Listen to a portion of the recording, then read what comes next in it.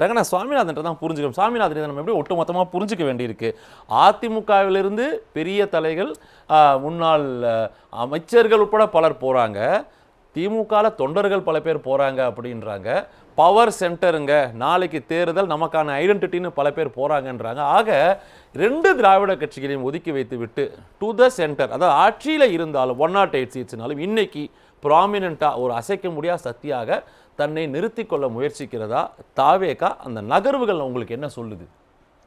நிச்சயமா தமிழக வெற்றி கழகத்தை பொறுத்த வரைக்கும் இன்னைக்கு ஆட்சியில வந்துட்டாங்க, ஆனா கட்சிக்கு கட்டமைப்பு என்பது இல்ல. அவங்க ஒரு ஆட்சிக்கே மக்கள் 34% மேல வாக்களித்திருக்காங்க. ஆனா பல ஊர்கள்ல அவங்க இந்த தேர்தலை சந்திக்கிற பொழுதே பூத் கமிட்டினா என்ன, பூத் ஏஜெண்டோட பணி என்ன, இது எல்லாற்றையும் கடந்து மக்களுக்கு இயல்பாகவே விஜய் அவர்களை பிடித்தது சார். முதல்ல இந்த தேர்தல் நடந்து முடிந்த தேர்தல் என்பது திமுக அதிமுக பலமுனை போட்டி, 4 முனை போட்டி இருந்தாலும் கூட மக்களை பொறுத்தவரை விஜய் வெர்சஸ் அதர்ஸ்னு பார்த்தாங்க.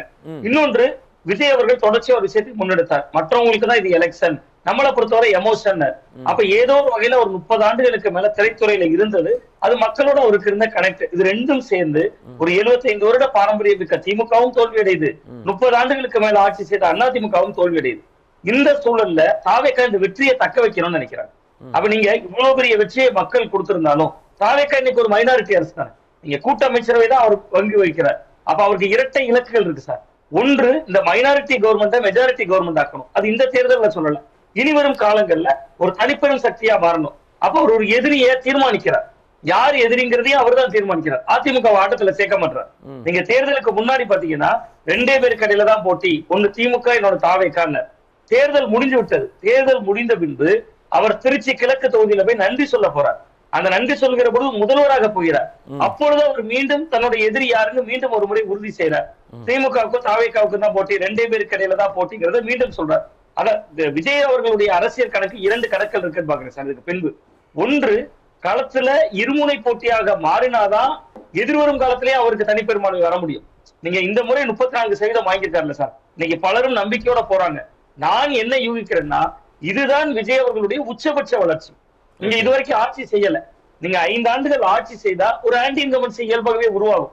நீங்க இது உச்சபட்சமாக விஜய் மீது கொண்ட அன்பு செலுத்தியவர்கள் அத்தனை பேரும் அவருக்கு வாக்களித்திருக்கிறார்கள். கட்சிகளை கடந்து, ஜாதியை கடந்து, மதத்தை கடந்து பல பேரும் வாக்களித்திருக்காங்க. அப்ப 5 ஆண்டுகள் ஆட்சி செய்தா நேற்று வரை எதிர்வாக்கள் கிடையாது. அப்ப களத்துல அவர் பாருங்க சார், களத்திலே இல்லாதவர்கள் அதிமுகவை சொன்னார். ஆனா அதிமுக 1 கோடி ஓட்டு வாங்கியிருக்கு, 47 சீட்டு ஜெயிச்சிருக்கு. ஒருவேளை விஜய் அவர்களுடைய பார்வையில களத்திலே இல்லாம அதிமுக இருந்திருந்தா விஜய் அவர்களுக்கு கூடுதலா 30-40 சீட்டு கிடைச்சிருக்கும்.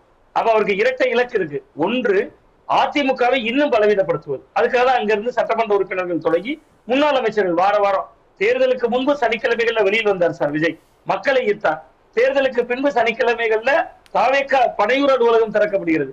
அந்த சனிக்கிழமைகள்ல பாத்தீங்கன்னா அதிமுகவினரே இருக்கிறார். அப்ப கிட்டத்தட்ட அந்த மாதிரியான ஒரு செயல்பாடை நோக்கி போய்விட்டது ஒன்று. அப்ப அதிமுக கரைப்புல தாவேகாவோட தக்க வைப்பு இருக்கு, அதை வியூகமாக வைக்கிறார்.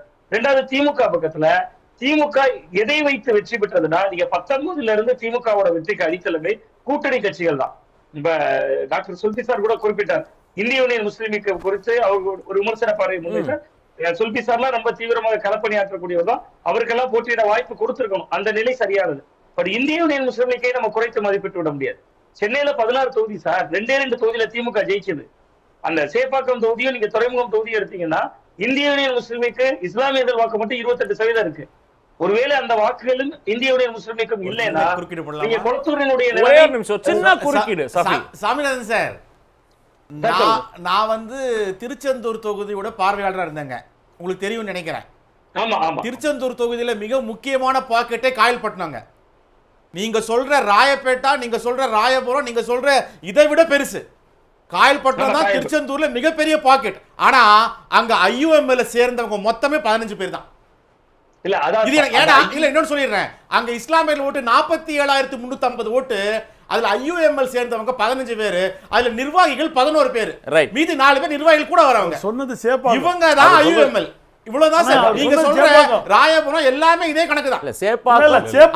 இஸ்லாமியர்கள் ஓட்டெல்லாம் ஐயுஎம்எல் ஓட்டு நீங்க பிராண்ட் பண்றது அது தவறுங்க.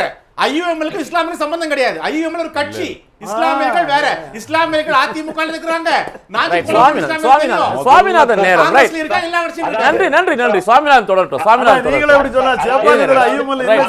தொடரட்டும். நிர்வாகிகள் மட்டும் தான் இருக்காங்க. சஃபி நன்றி. சஃபி நன்றி. சஃபி நன்றி. சஃபி நன்றி. கோலப்பன் நன்றி. தொடருங்க சார். அதாவது காங்கிரஸ் கட்சி, இந்திய யூனியன் முஸ்லிம் லீக் போன்ற கட்சிகள் கூட்டணியில் இருந்ததனால்தான் அது சிறுபான்மையினர் வாக்குகளை, அது கிறிஸ்தவ வாக்குகள் கூட வெளியில் போய்விட்டது. இஸ்லாமியர் வாக்குகள் கணிசமாக வாங்கியிருக்கு. நீங்க கிறிஸ்தவர் வாக்குகள் ஒருவேளை திமுகவுக்கே 100% இருந்திருக்கும்னா இன்னைக்கு அமைச்சராக இருக்கிறார் ராஜேஷ்குமார் அவர்களுடைய தொகுதி வெறும் 1100 ஓட்டு தான் வித்தியாசம். எம்ஜிஆர் அவர்கள் உயிரோடு இருந்த போதே அந்த தொகுதியில எல்லாம் டெபாசிட் வாங்கினது கிடையாது. அதிமுக, அவர் கோலப்பன் சாருக்குலாம் தெரியும் அந்த ஊரை பத்தி. கிள்ளியூர் தொகுதியை பொறுத்த வரைக்கும் திமுகவும் அதிமுக இதுவரை ஜெயிச்சதே இல்லாத தொகுதி. போன முறை 55,000 ஓட்டு வித்தியாசத்துல காங்கிரஸ் தக்கலை வரைக்கும் சொன்னேன். அதான் தக்கலையோட சொன்னேன். ரைட். ஆனா இதுல நம்ம புரிஞ்சுக்கிறது, நான் நீங்க சொல்றது புரிஞ்சுக்கிறேன். ரெண்டு விஷயம். அதிருப்தி அதிமுகவினர், கூட்டணி இல்லாத திமுக, இதுதான் அவங்களுடைய தெளிவான ஸ்ட்ராட்டஜி. இதுதான் விஜய் அவர்களுடைய வியூகம் சார். அதிருப்தி அதிமுகவை இழுப்பதன் மூலமா தாவேக்காவை 2 முனை போட்டியாக இருந்தாதான் தனிப்பெரும்பான்மை வர முடியும். விஜய் அவர்கள் மேக்சிமம் அவர் வாங்க வேண்டிய ஓட்டை வாங்கி விட்டார், அந்த 34%. நீங்க இதற்கு மேல் அந்த கட்சி வளருமா, இதற்கு மேல் நிறைய பேர் வரல சார். இப்ப மகேந்திரன் அவர்கள் எல்லாம் இணைக்கிறாங்க சார். அதற்குள்ளே ஒரு கணக்கு இருக்கு. நீங்க ஒரு தோழமை கட்சி, ஒரு கூட்டணி கட்சி, அந்த கூட்டணி கட்சியில் இருப்பவரை ஏன் இணைக்கணும்? நீங்க அந்த இடம் ஒரு கவலைக்குரிய இடம் தானே. அந்த இந்திய யூனியன் முஸ்லிம் இன்னைக்கு எப்படி இருக்கு நிலைப்பாடு என்பது வேற விஷயம். இந்திய கம்யூனிஸ்ட் கட்சி இன்னைக்கு அந்த இடத்துல ஒரு மனத்தாங்கல்ல வர்றாங்கல்ல. ஆனா அதுல தாவேக்காவுக்கு லாபம் இருக்கு. மற்ற கட்சிகளை போல இன்னும் தொழிற்சங்கம் இல்ல. நீங்க ஊர்ல இருக்கக்கூடிய அரசு போக்குவரத்து கழக பணிமனைக்கு போனா திமுக இது இருக்கு. அங்க டிப்போல திமுக பணிமனை இருக்கு, அதிமுக இருக்கு, விசிகா கூட இருக்கு, எல்லா கட்சிகளுக்கும் இருக்கு, காங்கிரஸுக்கு இருக்கு, தாவேக்காக்கு இல்ல. அப்ப மகேந்திரன் போன்றவர்கள் தேவைப்படுறாங்க. அதிமுக தொழிற்சங்கத்துல இருந்து ஆள் எடுக்கிறாங்க சார். கட்சியினர் நிறைய பேர் இணைவதாக நாம் பார்க்கிறோம். ஆனால் அவர்களுக்கு யார் தேவைப்படுகிறார்களோ அவர்களே அவர்கள் அழைக்கிறார்கள். மற்றவர்கள்லாம் தானா போய் இணைகிறாங்க. யாரெல்லாம் புஷியானந்த் முன்னிலையில் இணைகிறார்களோ அவர்கள் தாவேக்காவிற்கும் தேவை என்பதனால் அழைக்கப்படுறாங்க. இரண்டாவது அடுத்தடுத்த தேர்தல் வரப்போகுது, உள்ளாட்சி தேர்தல். அப்ப அதுக்கெல்லாம் கட்டமைப்பை தயார் செய்யணும். அந்த அடிப்படையிலும் அவர்கள் இதை அணுகிறாங்கன்னு. சுவாமிநாதன் வைக்க வேண்டிய கீழே தான் எஸ்டிபிஐ போன்ற கட்சிகள் உருவாக காரணமே ஐயுஎம்எல் தான். ஐயுஎம்எல் தனித்து அது ஒரு பிரதிநிதித்துவத்தோடு சொல்ல முடியாது. திமுக இல்லாமல் ஐயுஎம்எல் இல்லை அப்படின்றத அவர் சொல்லக்கூடிய வாதமாக புரிஞ்சுக்கிறோம். அடுக்கடுக்கான குற்றச்சாட்டுகள் இன்னைக்கு ஐயுஎம்எல் மேலே. ஆனால் ஒரு 3 மாதங்களுக்கு முன்பு பார்த்தோம் இது கொள்கையால் நெய்யப்பட்ட கூட்டணி. இது இறுதி அப்படி புரிஞ்சுக்கணும் சார். இந்திய யூனியன் முஸ்லிம் லீக்கை பொறுத்தவரை அகில இந்திய அளவுல இன்னைக்கு அது ஒரு வலுவான ஒரு கட்சி தான். கேரளால 22 சட்டமன்ற உறுப்பினர்கள் இருக்காங்க, 5 அமைச்சர்கள் இருக்காங்க. கிட்டத்தட்ட ஒவ்வொரு முறையும் காங்கிரஸ் அமைச்சரவை பங்கெடுக்கிற பொழுதெல்லாம் கேரளா தவிர வேற ஏதாவது ஸ்டேட் சொல்லுங்க சார். கேரளா தவிர வேற ஒரு ஸ்டேட் சொல்லுங்க. இல்ல ஒரு இல்ல சொல்லிடுங்களா, கையோட சொல்லிடுங்க. 22 எம்எல்ஏக்கள் 5 அமைச்சர்களோட இருக்காங்க. கேரளா விட்டுருங்க. கேரளாவுடைய பொலிட்டிக்கல் கிளைமேட் வேற. கேரளா விட்டுட்டு இந்தியா முழுக்க இந்தியன் முஸ்லிம் லீக் அவர் நேரம் அவர் முடிச்சிட்டு வேற ஏதாவது ஒரு ஸ்டேட் சொல்லுங்க சார். கேரளால 140 தொகுதிகள் தான் இருக்கு. அதுல 22 சீட். 140 தொகுதிகள். நீங்க ரெண்டாவது அப்படியே நீங்க தமிழ்நாட்டுக்கு வாங்க சார். ஒரு விஷயம் செல்வி சார் சொன்னாங்க, அது ஒரு பண்ணையார் கட்சி அப்படிங்கிற வார்த்தையை பிரயோகப்படுத்துறாங்க. பண்ணையார்த்தே நம்ம பண்ணுனா 3 தொகுதி போன முறை ஒதுக்கப்பட்டது, இந்த முறை 2 தொகுதி தான் ஒதுக்குறாங்க. அப்ப அங்க இருந்தே தொடங்குது. இத்தனை கட்சிகள் முரண்பட்டு நிக்கிறாங்க. விஜய் அவர்களோட போறாங்கன்னா சந்தர்ப்பவாதம், அதுல எனக்கு மாற்று கருத்தே இல்ல. ஒரு அமைச்சரவை வாய்ப்பு கிடைக்கிறது, அது ஒரு சந்தர்ப்பவாதம் நகர்றாங்க. இன்னொன்னு அந்த சந்தர்ப்பவாதமாக அது எப்ப மாறுதுன்னா, நீங்க ஒரு சின்ன உதாரணம் சார். கிட்டத்தட்ட தனி சின்னத்துல போட்டியிடுறது. போன முறை பாராளுமன்ற தேர்தல் சார், விசிகாவுக்கு பானை சின்னத்திலே போட்டியிட அனுமதி. 2 சின்னத்திலேயே பானை சின்னத்துல அவங்க போட்டிடுறாங்க. கிட்டத்தட்ட மதிமுக இதுல போட்டிடுறாங்க, தனி சின்னம் அவர்களுடைய ஒரு தீப்பெட்டி சின்னத்துல போட்டிடுறாங்க. ஆனா சட்டமன்ற தேர்தலில் ஏன் தனி சின்னத்துல இவர்களுக்கெல்லாம் அனுமதி இல்ல? அப்ப உதயசூரியனுக்கு வெற்றி தேவையாக இருக்கு. அவர்கள் சந்தர்ப்பவாதமாக இருக்கிற பொழுது இவர்களும் சந்தர்ப்பவாதமாக இருக்கிறாங்க. திமுக தன்னுடைய கூட்டணி கட்சிகளை நன்றாகத்தான் கடந்த காலங்கள்ல இன்னும் கொஞ்சம் நன்றாக நடத்திருக்கலாம். இன்னொன்னு காங்கிரஸ்ல பேசுகிற போது சந்திரசேகர் சார் ஒரு விஷயத்தை குறிப்பிட்டாங்க. காங்கிரசினுடைய அந்த தோழமை பற்றி தான் பேசினாங்க. பட் காங்கிரஸ் கட்சியினுடைய டெல்லி கிழக்கு மாவட்ட தலைவர் ஜெயக்குமார் தனசிங் என்பவர் மரணம் அடைந்தார். நீங்க திமுக ஆட்சியில இன்னைக்கு வர அதை கண்டுபிடிக்கவே இல்லையே. கடைசி வர எப்படி மர்மமான முறையில் மரணம் அடைந்தார். இன்னொன்னு காங்கிரஸ் அதற்கு போராடவும் இல்லையே. அப்போ அந்த அளவுக்கான ஒரு அட்ஜஸ்ட்மெண்ட் பாலிடிக்ஸ் அவர்கள் பண்ணி கொண்டிருந்தார்கள் கடந்த காலங்கள்ல. அதையும் நம்ம பார்க்க வேண்டியது. ரைட். உங்களுடைய இறுதி கருத்து ஒரே ஒரு விஷயத்தை பற்றி கேட்டிருந்தேன். அதான் இப்ப சட்டமன்றத்துல மாற்றுத் தலைவர் ஒரு 6 பேரை அறிவிச்சிருக்காங்க. அதுல திமுகவும் அதிமுகவும் சேர்த்திருக்காங்க. அதுல அதிமுக சார்பில் தளவாய் சுந்தரம் இருக்காரு. அவரு அதை ஏத்துக்கிட்டு உள்ள போனாரோ, ஏத்துக்கிடாம அவரை கேட்காமலே போட்டாங்களா உங்களுக்கு தெரியுமா?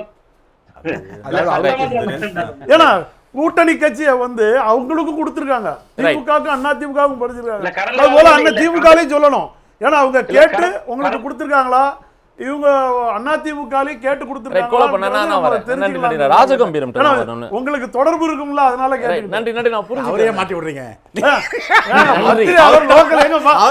மாவட்டத்தில் உள்ள அந்த ரைட், எம்எல்ஏ நன்றி நன்றி நன்றி